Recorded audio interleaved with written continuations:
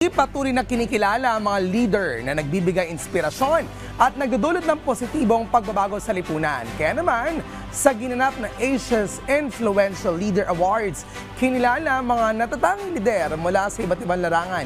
Panoorin po natin ito.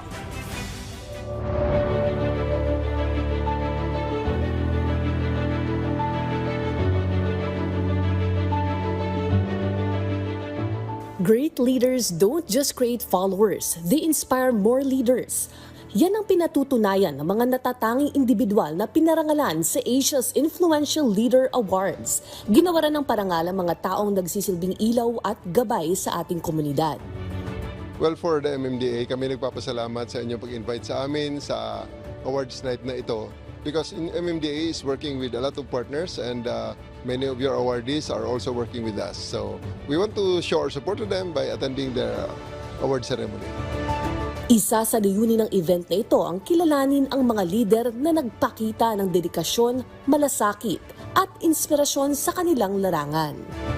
Gusto ko lang magpasalamat din sa Asia's Golden Icon sa na-appreciate nila yung effort ng Philippine Army. Of course, Philippine Army, we are conducting civil military operations. Tinutulungan natin yung mga nasalanta ng bagyo, ng lindol. So sila naging partner natin.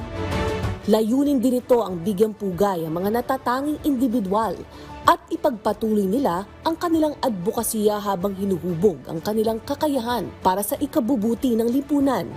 This is my second award already by the 2026. So it's really an honor wherein simula po ito ng pagbabago, especially when it comes to mental health. Wherein this could be a good start na hindi lang po tayo nag-iisa sa field wherein marami po tayong pwedeng matulungan at marami po tayong kasama. Tandaan niyo po to always fill your own glass. Importante po na protektahan po natin yung sariling mental health. Because the fact that you fill your own glasses, you also protect and fill other glasses as well. So maraming salamat po and always protect your mental health. Sa bawat parangal, kinilala natin ang mga haligi sa pagbabago, mga taong walang sawang naglaan ng oras, talento at puso para sa ating bansa.